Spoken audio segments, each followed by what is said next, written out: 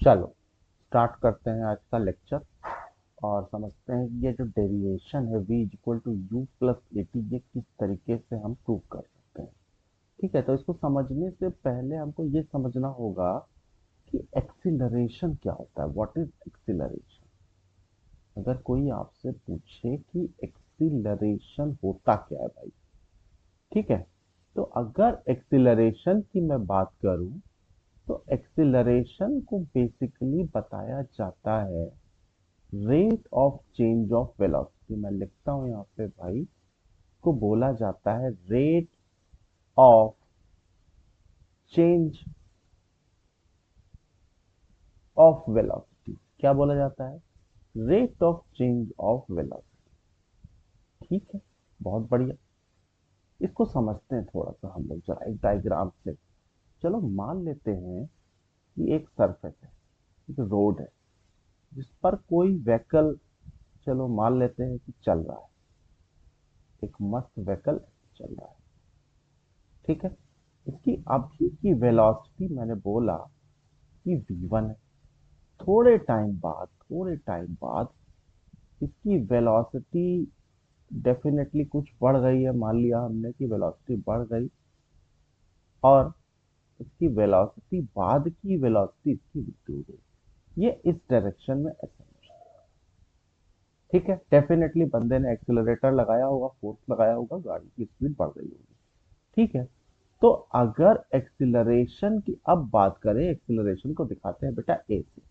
इसको क्या लिख सकते हैं? हम ये लिख सकते हैं कि rate of change of velocity.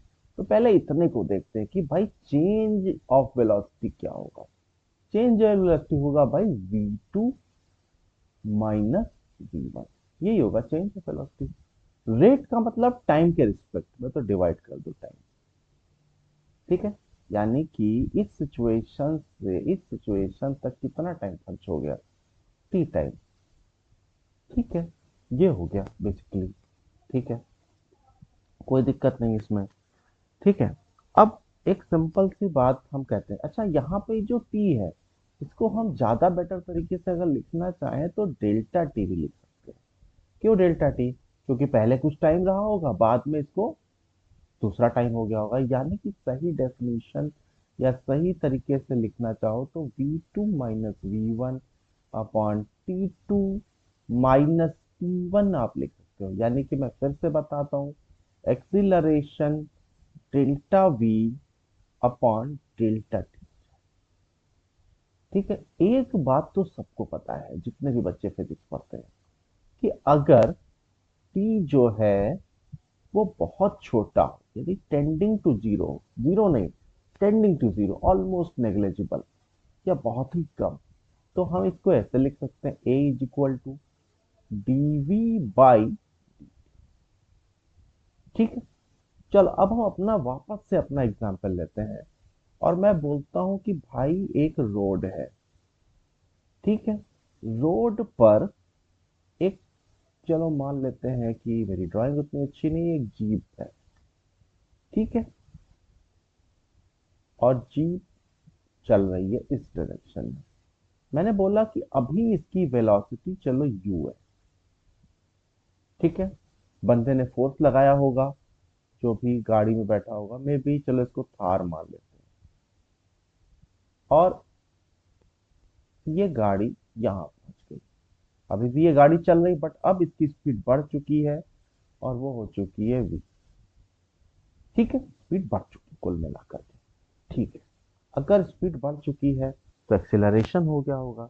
तो अब हम इसी को थोड़ा सा इंटीग्रेशन वाले मेथड में डालेंगे और हम इसको ये लिख सकते हैं कि A D T equal to D V.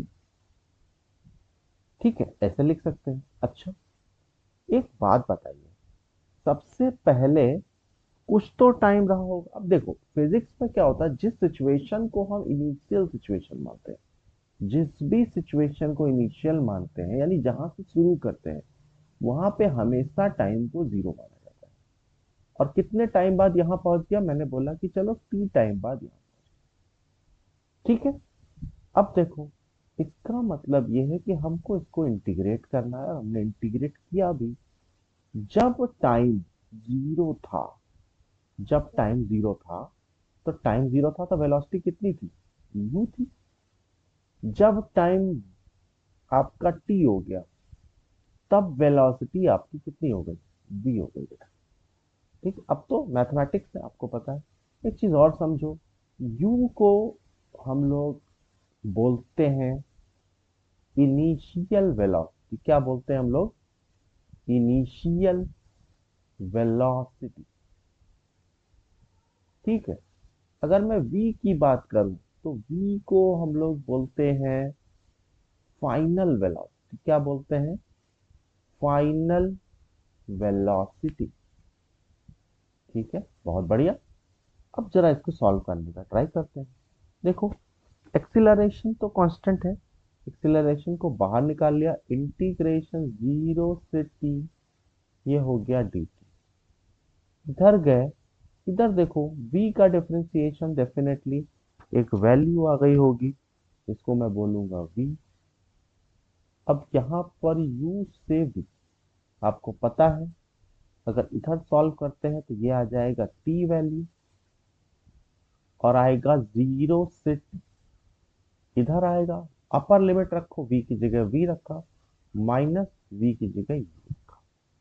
ठीक है भाई, आगे देखते हैं।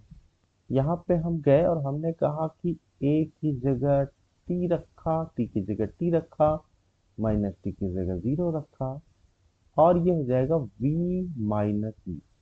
अच्छा, ये वैल्यू तो हो जाएगी बेटा a इंटू टी, ये हो जाएगा v और माइनस u। यानी कि अगर हम इसको ऐसे लिखें तो v इज इक्वल टू हो जाएगा u प्लस a इंटू। देखो, ये जो है हमारा एक प्रॉपर फॉर्मूला आ गया, v is equal to U plus A T. अगर मैं सारे टर्म्स की बात करूं यहाँ पर, तो मैं वापस से लिखता हूँ, v जो होता है बेटा, वो होता है फाइनल वेलोसिटी। v जो होता है फाइनल वेलोसिटी होता है। ठीक है भाई। u जो होता है इनिशियल वेलोसिटी होता है। क्या होता है? Initial velocity. ठीक है, ये बात तो पता है। t की वैल्यू हमें पता है, t क्या है? टाइम है, कोई दिक्कत नहीं। ये क्या है? a is the acceleration. Acceleration. ठीक है, आज के लिए इतना ही, पढ़ाई करते हैं। थैंक यू, धन्यवाद।